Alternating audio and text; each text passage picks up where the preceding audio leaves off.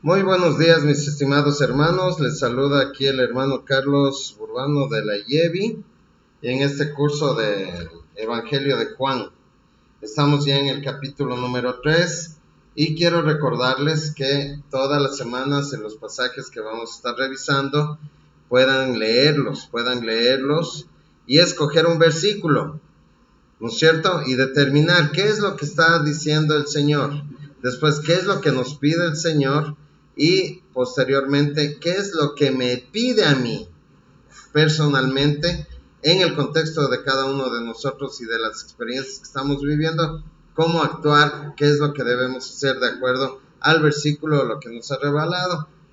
En esta mañana o tarde, ¿no es cierto?, o en la noche, cuando ustedes puedan escuchar este pequeño repaso de este capítulo 3 de Juan, vamos a revisar la primera parte de la conversación entre Nicodemo y Jesús.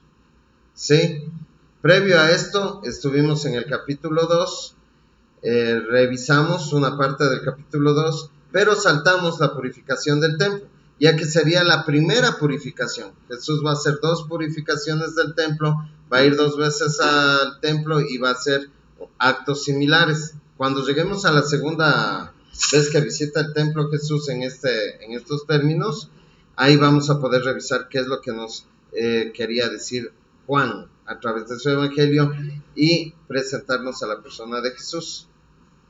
Antes de eso, mis estimados hermanos, explicarles que por el tema de la luz no puedo acompañarles en video, entonces solamente estoy grabando el audio. Para esta semana teníamos 2 preguntas que les había propuesto en el grupo, en el chat. La primera dice, ¿por qué sabes que Jesús es el Señor? Y la segunda es, ¿puedes nacer de nuevo por medio de tu voluntad? 2 preguntas que vamos a responder al revisar este pasaje. Amén. Antes de ir a la materia de la palabra de Dios, vamos a orar. Acompáñenme por favor en esta pequeña oración. Padre bendito, Padre amado, te agradecemos, Señor, por tu palabra. Te pedimos que tu Espíritu Santo, Señor, entre en los corazones, entre en el entendimiento, Señor, y entre en esa necesidad que debemos tener cada uno de nosotros por estar siempre cubiertos de tu presencia. Envía tu Espíritu Santo, Señor, a cada casa, a cada lugar, a cada dispositivo que va a recibir este audio, Señor, y para que sea para tu gloria, Señor. Enséñanos lo que tú quieres que nosotros veamos, Padre bendito, a través de los ojos de Juan y por medio de tu palabra bendita que es el Evangelio. Gracias, Señor, por lo que has hecho. Cuida, bendice a mis hermanos y a mis hermanas, Señor. Sígueles animando, sígueles molestando, Señor, para que puedan seguir creciendo en conocimiento y en gracia. Te lo pedimos, Señor, en los méritos de nuestro Señor Jesucristo. Amén. Muy bien. Antes de entrar en el capítulo 3, vamos a leer estos versículos del capítulo 2 para entender el contexto, qué es lo que está pasando en los corazones de las personas. Como nosotros habíamos visto, el Evangelio de Juan busca establecer claramente la identidad de Cristo como Hijo de Dios. Entonces, capítulo 2, versículo 23 en adelante dice, estando en Jerusalén en la fiesta de la Pascua, muchos creyeron en su nombre viendo las señales que hacían. Pero Jesús mismo no se fiaba de ellos porque conocía a todos y no tenía necesidad de que nadie le diese testimonio del hombre, pues él sabía lo que había en el corazón del hombre. Básicamente lo que está diciendo es que mucha gente se acercó a Jesús y lo reconoció como el Mesías por las obras, por las señales, por los milagros, por lo que ellos podían sacar un poco de provecho de él. Esto sabe el Señor de cada uno de nuestros corazones. Acercándonos confiadamente a Jesucristo, pero por las razones correctas, nos dice Juan. Y Jesús ve cada uno de los corazones y conoce las intenciones de nuestro corazón. Entonces, sabiendo esto, que hay personas que se acercaron a Jesús, lo reconocieron como el Mesías por las señales, pero que en su corazón no se habían entregado a él como su Salvador y Señor, entramos a la conversación con Nicodemo. En el capítulo 3, desde el versículo 1 dice: había un hombre de los fariseos que se llamaba Nicodemo, un principal entre los judíos. Este vino a Jesús de noche y le dijo: Rabí, sabemos que has venido de Dios como maestro. ¿Por qué nadie puede hacer estas señales que tú haces si no está Dios con él? Primero tomaremos en cuenta que establece la identidad de Nicodemo como un fariseo. Y más adelante en el Evangelio de Juan vamos a poder ver cómo se revela que no solamente es un fariseo, sino que es parte del Sanedrín, donde habían 70 sabios, 70 personas que manejaban los temas religiosos y políticos de la época de Jesús. Una cámara de sabios, ¿no es cierto? Una cámara de sacerdotes, una cámara de sabios. Y no solo esto, vamos a ver en los siguientes versículos que Jesús se refiere a Nicodemo como el maestro de los fariseos. Nicodemo también aparecerá en el Evangelio al final de la vida de Jesucristo con José de Arimatea en el proceso de sepultar a Jesús. Ya lo vamos a ver más adelante. Hay otra cosa que tenemos que fijarnos en estos pequeños versículos, es que Nicodemo se acerca en la noche.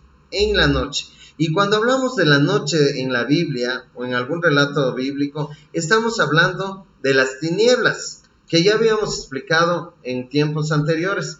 Esta falta de entendimiento, esta oscuridad.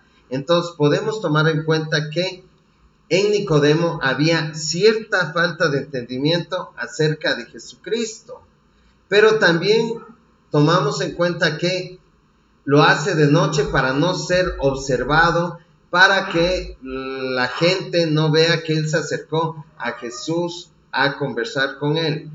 El maestro de Judá, el maestro de Israel, el maestro del Sanedrín, se acerca a escondidas, básicamente, a hablar con Jesús. Le acompaña su ignorancia, pero también su temor de ser reconocido. Vamos a ver que él repite lo que dijeron los primeros discípulos. Le reconoce como rabí. Sabemos que rabí significa grandioso, sorprendente, ¿no es cierto? Grandioso maestro, rabí. Sabemos que has venido de Dios. Lo está reconociendo como el Mesías. Esto nos deja alguna inquietud. ¿Es posible que en el Sanedrín ya se haya estado hablando acerca de la divinidad y de la misión genuina de Jesucristo como Mesías? Este Mesías que estaba presentándose en la persona de Jesús, ¿sería compatible con la imagen o lo que esperaba el Sanedrín del Mesías? Recordemos que el Sanedrín llegó a tomar mucho poder, mucha fuerza, mediante la observancia de preceptos y religiosidad humana. Así que necesitaban un Mesías, o ellos pensaban o esperaban que llegara un Mesías que respondiera o que reforzara este trabajo que estaban haciendo los fariseos, los saduceos dentro del Sanedrín. Y le dice algo bien interesante, le dice: vienes de Dios y Dios está contigo, eres el Mesías, lo está reconociendo. Pero como vimos antes nosotros, Jesús conoce los corazones de cada uno de nosotros, conoce los corazones de todos. Entonces vio a través del corazón y de las palabras de Nicodemo que a pesar de que tenía un entendimiento intelectual y una inquietud intelectual acerca de Jesús, él no había aceptado en su corazón al Mesías. Por eso es que Jesús va directo al meollo del asunto y le dice: amén, amén, de cierto te digo, no te sorprendas, ¿verdad? Esto va a ser nuevo para ti. El que no naciera de nuevo no puede ver el reino de Dios. Jesús está una vez más en este versículo, en sus propias palabras, reforzando lo que vimos en Juan 1:12. El que cree y confiesa en un nombre, el que recibe, el que cree en Jesús, pues él tendrá la potestad de ser llamado hijo de Dios. Mis estimados hermanos, creer para tener vida y vida en abundancia. Y más que todo dice que el que no haya nacido de nuevo no puede percibir, no puede ver, no puede percibir, mis estimados hermanos y hermanas, la realidad espiritual del mundo. Ahora, si nosotros vamos al griego, nacido del cielo, nacido de nuevo, está una traducción un poco limitada, porque es en realidad nacido del cielo o nacido de arriba, de lo alto. Entonces lo que deberíamos nosotros leer en realidad es de cierto te digo que el que no haya nacido del cielo o de lo alto no puede ver el reino de Dios. Podríamos revisar en nuestras casas, por favor, Primera de Pedro 1:23 y Santiago 1:18, para que entendamos un poco más este tema de que somos nacidos ¿de quién? De Dios. Y regresamos a Juan 1:13, donde dice, y no es por voluntad, ni por carne, ni por sangre humana, sino por Dios. Esta nueva condición de ser hijos de Dios no tiene que ver con un acto carnal, ni con una genealogía o con una estirpe. También está haciendo referencia a este nacimiento desde lo alto de un cambio de naturaleza, un movimiento, algo dinámico que se está moviendo en una transformación continua, ¿sí? Ahora, el reino de Dios, que no vamos a poder ver, es un reino de Dios que está presente pero que no ha sido consumado. Es algo que ya es, pero no todavía. El reino de Dios existe hoy, pero no está en su plenitud o no lo podemos gozar en su plenitud todavía. Vamos a revisar un poco acerca de la relación entre el Mesías y el reino de Dios. Un rey, el Mesías. Esto saqué de una página cristiana y dice, en el corazón de este tema está la idea del reino mesiánico de Dios, un reino que será gobernado por el Mesías escogido de Dios, quien no será solo un redentor de su pueblo, sino también su rey. Jesucristo es nuestro redentor. Él nos ha redimido, como vimos en el capítulo 2, pero también es nuestro rey. Nosotros lo aceptamos como nuestro Salvador, pero también como nuestro Señor, nuestro amo absoluto para nuestras vidas. Muy importante tomar en cuenta. Así que cuando Juan habla de la proximidad radical de este avance, la instrucción del reino de Dios, está hablando del reino del Mesías, del reino de Jesús. ¿Por qué? Porque las profecías fueron interpretadas de alguna manera mal por Israel. ¿Por qué? Porque ellos tienen una historia monárquica bastante complicada. Dios no pensó para Israel, ni para nosotros en el mundo, pero especialmente para Israel, un rey humano. Pero Israel buscó. Después de eso encontramos en Samuel, ¿no es cierto? Ellos buscaron un rey. Queremos un rey como todas las naciones. Queremos un rey como todas las naciones. Y esta pretensión de tener un rey como todas las naciones les llevó a elegir a Saúl, que fue el primer rey de Israel. De ahí tenemos 22 reyes por el lado de Judea y 21 reyes por el lado de Israel después de que se divide. Es el reino de Israel en dos, gracias a las malas políticas de Salomón y de su hijo. El único tiempo que tuvieron bueno fue el tiempo del rey David. Entonces, los israelitas, los judíos de esa época, esperaban a un Mesías, hijo de David, que venga a establecer un reino tan bueno como en esa época. Por eso Isaías, hay la profecía de Isaías que dice en Isaías 9:7 así: aumentó de su soberanía y de la paz no tendrá fin sobre el trono de David y sobre su reino, para afianzarlo y sostenerlo con el derecho y la justicia desde entonces y para siempre. El celo del Señor de los ejércitos hará esto. Claro, malentendido, porque no es que iba a regresar una época de prosperidad como la de David, sino una época realmente de transformación con nuestro Señor Jesucristo como Rey. También podríamos hablar, y es un tema que podríamos revisar más adelante, del reino milenial. Seguimos con nuestro pasaje. El versículo 4 dice, Nicodemo le dijo, ¿cómo puede un hombre nacer siendo viejo? ¿Puede acaso entrar por segunda vez en el vientre de su madre y nacer? Respondió Jesús, de cierto te digo, amén, amén, que en lo que no naciere del agua y del espíritu no puede entrar en el reino de Dios. Lo que es nacido de la carne, carne es, y lo que es nacido del espíritu, espíritu es.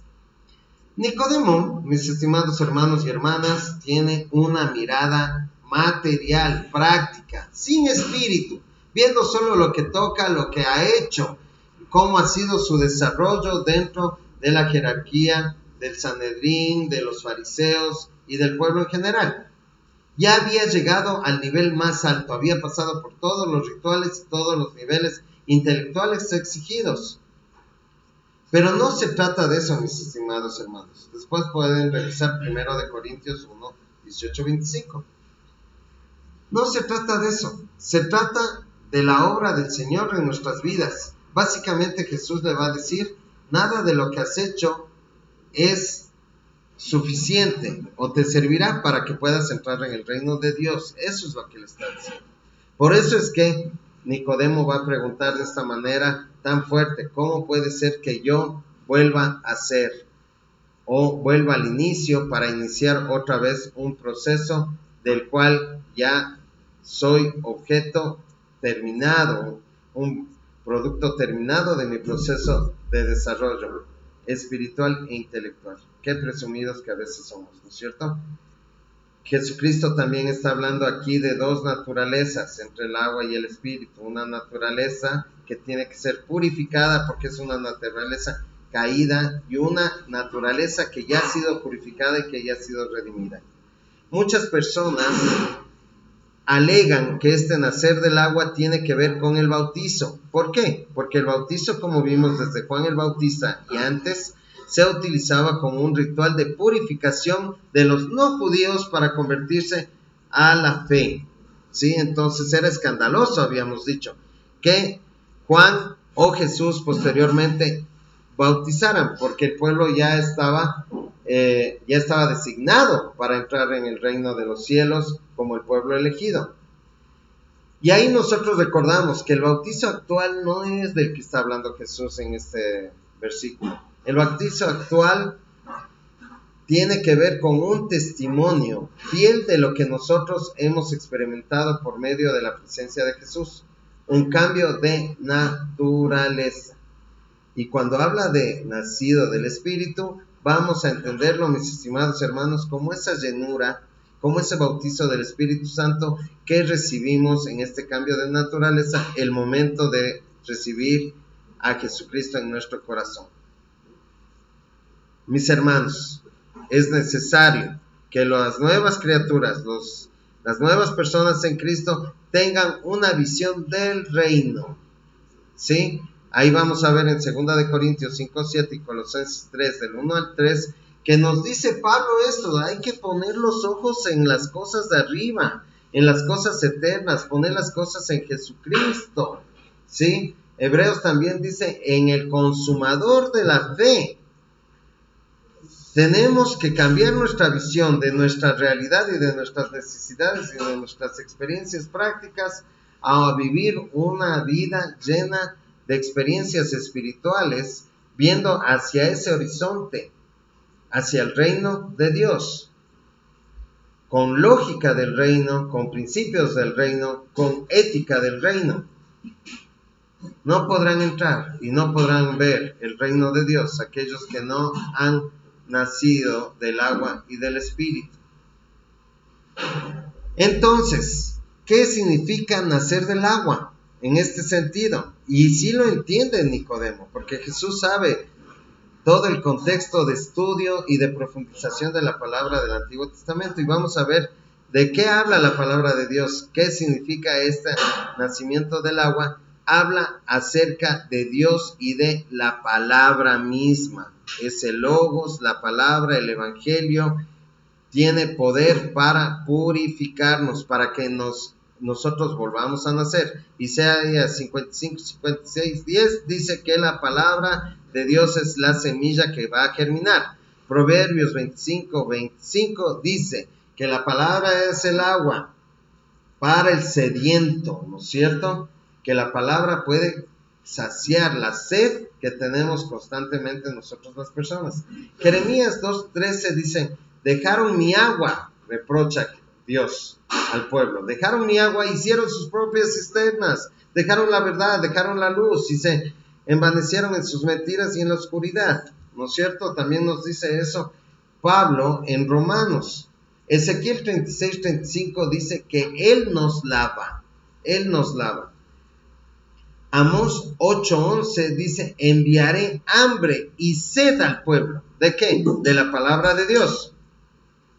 Juan 7:38 dice, serán ustedes fuentes de agua viva, correrán fuentes de agua viva en su interior. Juan 6:35 dice, ya no tendrán ni hambre ni sed el que beba y coma de mí, porque Él es la palabra de Dios, el que cubre el hambre y la sed completamente.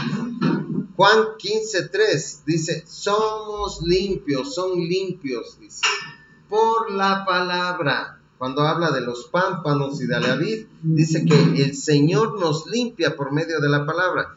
Y Tito 3:5, Pablo nos va a decir que somos lavados mediante la regeneración que hemos recibido por parte de el Espíritu Santo. Dios es el agua que nos regenera, que nos purifica, del cual debemos nacer. Esto ya nos pone en una perspectiva y nos acerca a responder la segunda pregunta. Y nacido en el Espíritu. Bueno, básicamente aquí nosotros vamos a ver el testimonio que da. ¿Cuáles son los efectos del testimonio de las personas en la vida de la presencia del Espíritu Santo en sus vidas? Entonces vamos en Hechos 5, 29, 32, les da el poder de dar el testimonio del Evangelio. En Hechos 15, 7 y 8, nos dieron y fuimos purificados, ¿no es cierto? En el Salmo 1 podemos ver cómo se describe a esta persona que ha recibido, que ha sido purificada, que tiene el Espíritu Santo en su interior. Dice que corre, ¿no es cierto? Es como árbol plantado a las orillas del agua. Su hoja nunca amarillará, nunca caerá, ¿sí? Lucas 6:4 hace referencia a Jesucristo acerca de los frutos de los árboles. ¿Qué fruto das? ¿Eres una higuera? ¿Qué tipo de fruto da la higuera? ¿Qué tipo de fruto da un árbol bueno y un árbol malo? Miqueas 7:13 y Mateo 7:19 y Juan 15:2 habla acerca de eso, de cómo será desechado aquel que no dará fruto. Pero nosotros no damos fruto por nuestro esfuerzo, damos fruto por nuestro contacto con el Espíritu Santo, por la exposición y por permitir que Él haga su obra en nosotros. Así lo dice Pablo, ¿no? Que el Espíritu de Dios no hay contra tal ley. Seguimos con nuestro pasaje en el versículo 7, Juan 3, versículo 7. No te maravilles de que te dije esto, os es necesario nacer de nuevo. El viento sopla de donde quiere y oyes su sonido, mas ni sabes de dónde viene ni a dónde va. Así es todo aquel que es nacido del Espíritu. No te sorprendas, no es una sorpresa. Sí te vas a sorprender, ¿por qué? No es por tus actos religiosos, no es por tu religión, no son por tus obras, no es un tema de merecimientos, no hay meritocracia con el Señor, es un acto que viene del Señor mismo. Dios necesario quiere decir que es obligatorio ser nacido. Este nacer de nuevo, igual en griego, se entiende como ser nacido. Es un acto pasivo, somos objeto de un acto que alguien más ejerce sobre nosotros. Nosotros no nos engendramos a nosotros mismos, nosotros fuimos engendrados por nuestros padres. Nosotros no somos engendrados por nosotros mismos, sino que Dios es el que nos engendra. nacidos de lo alto, nacidos de arriba. Solo Dios hace esto en nuestras vidas. Solo Dios cambia del pecado, del yugo del pecado, a que nuestro corazón busque la voluntad de Dios. Solo Dios genera este cambio, de que mi mirada y mis pensamientos estén solamente atados a mi voluntad, sino que ya nosotros ponemos nuestra mirada y nuestros deseos en la voluntad de Dios. Solo Dios genera que tengamos una perspectiva de reino dentro de nuestras vidas. ¿Qué quiero decir, mis estimados hermanos? Hay que revisarnos, hay que preguntarnos, hay que cuestionarnos. Si nosotros vemos que quizás nuestra vida no es ese reflejo, hay que clamar al Señor para que Él pueda intervenir en eso, abriendo nuestros corazones y rindiéndonos ante su palabra. Si la palabra de Dios nos lava, nos purifica, mientras más expuestos estemos a la palabra de Dios y más comprendamos, más nos llenemos del Espíritu Santo, va a ser estos cambios más evidentes, y la presencia del fruto del Espíritu también.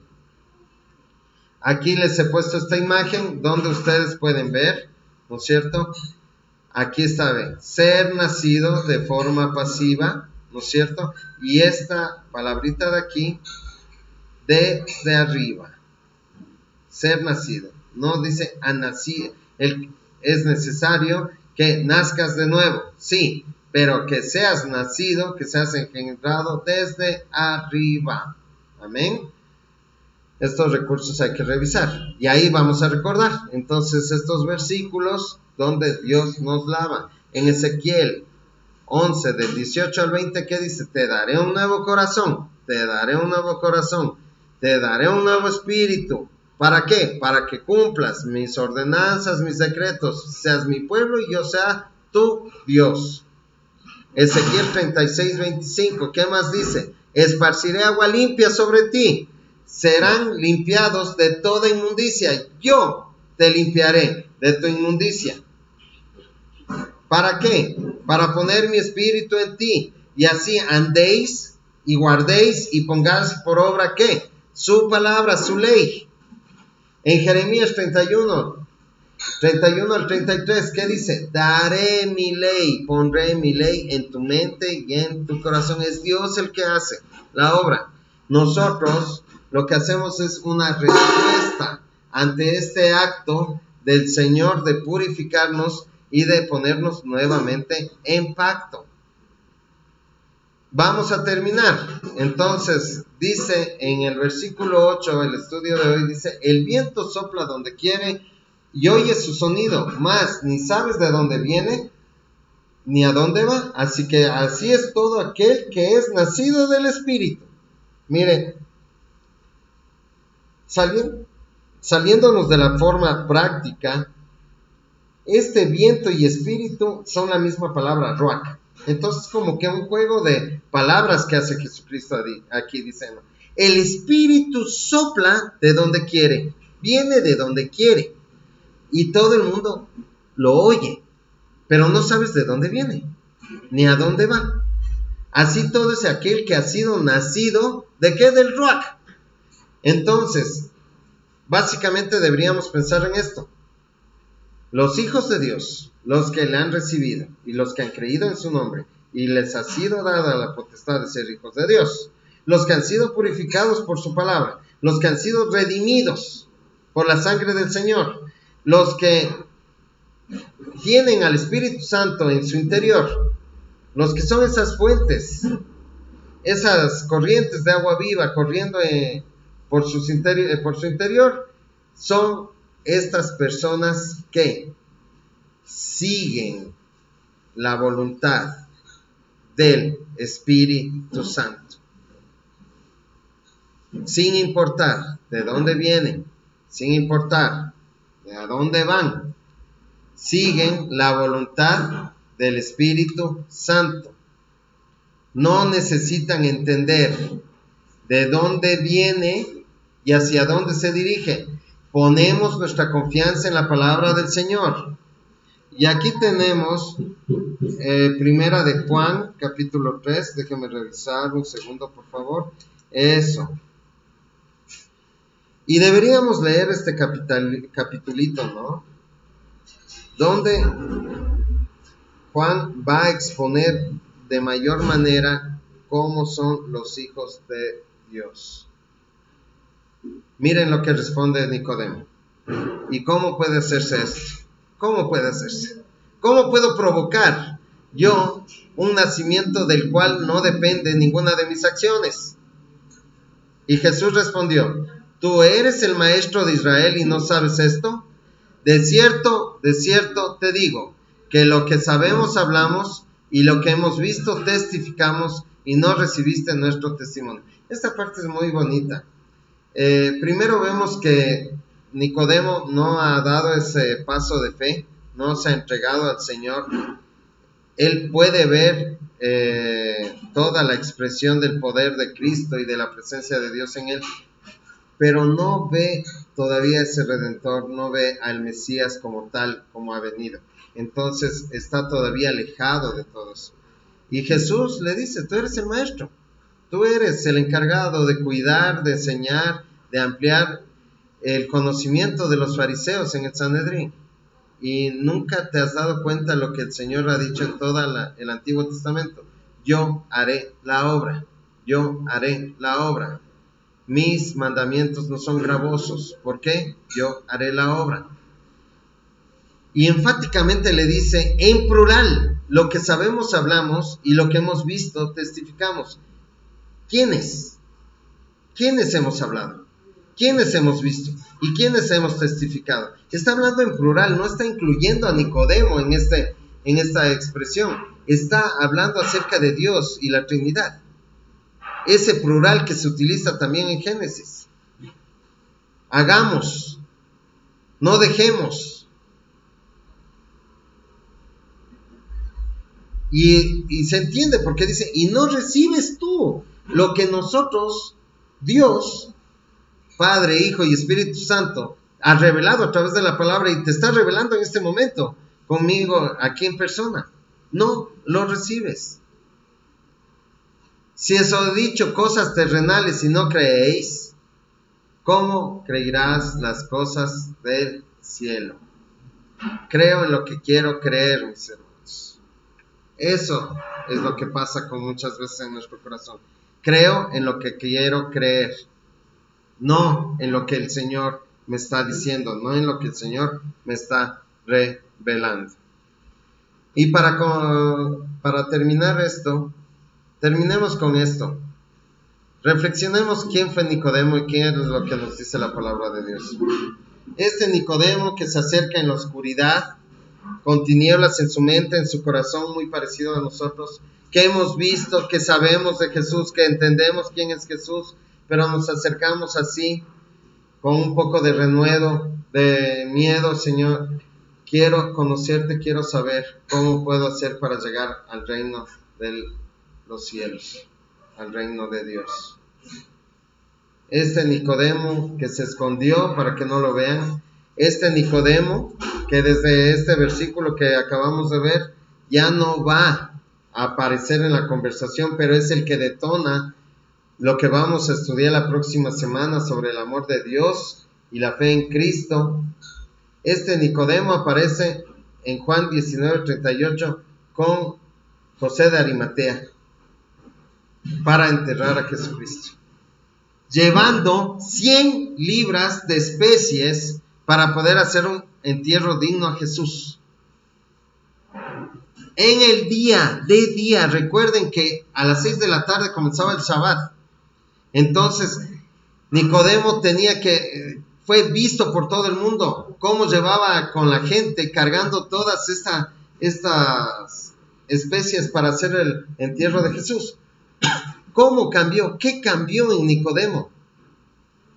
En ese tiempo, 2 años después, más de 2 años después, ¿qué cambió? Para que ahora se deje ver ayudando a Jesucristo. ¿Qué cambió? ¿Qué cambió en tu vida cuando has permitido que la palabra de Dios se acerque a tu mente y a tu corazón? Vemos a este Nicodemo también en el capítulo 7, versículos del 45 al 52, cómo defiende a Jesús.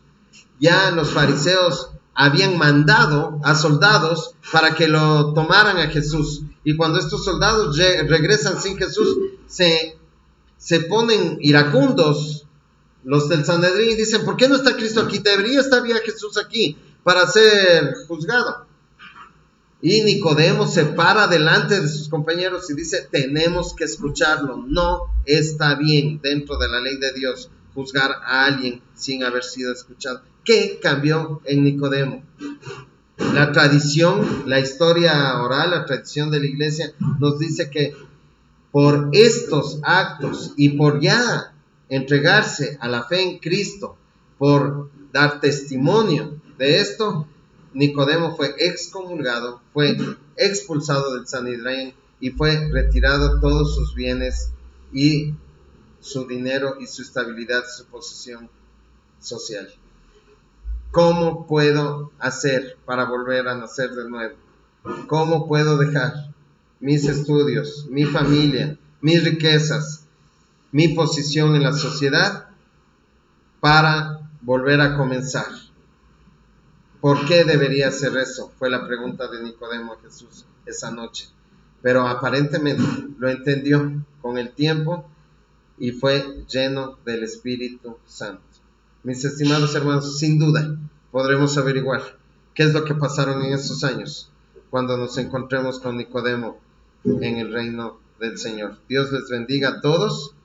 Quiero regresar solamente para que veamos nuestras preguntas de esta semana. ¿Por qué sabes que Jesús es el Señor? Cuidado con lo que nosotros vemos, percibimos, nada más. Vamos a la palabra de Dios. Es la fuente de la revelación y es la que nos dice quién es Jesucristo. ¿Y puedes nacer de nuevo por medio de tu voluntad? No. Por eso estamos tremendamente agradecidos los cristianos, porque es un acto del Señor. La fe es don del Señor y es por fe y no por obras, dice, para que nadie se jacte. Entonces, ¿cómo no vamos a estar sirviendo? ¿Cómo no vamos a estar de rodillas ante sus pies? Sí, estamos tremendamente agradecidos, porque el Señor, por su gracia y su misericordia, nos ha llamado para una vida eterna y abundante, para poder vivir en su reino, para que en esta vida, a pesar de las dificultades y de las circunstancias que vivimos diario a diario en la cotidianidad, nosotros podamos ver con ojos llenos de luz, porque nuestro corazón está lleno de luz, y poder poner nuestra vista en Cristo y no acumular tesoros aquí en la tierra donde todo se pudre y todo se corrompe. Dios les bendiga, mis estimados hermanos. Un estudio que en realidad me ha llenado mucho el corazón de agradecimiento y de confianza de que el Señor está haciendo lo necesario para que cada uno de nosotros podamos nacer tanto del agua como del Espíritu.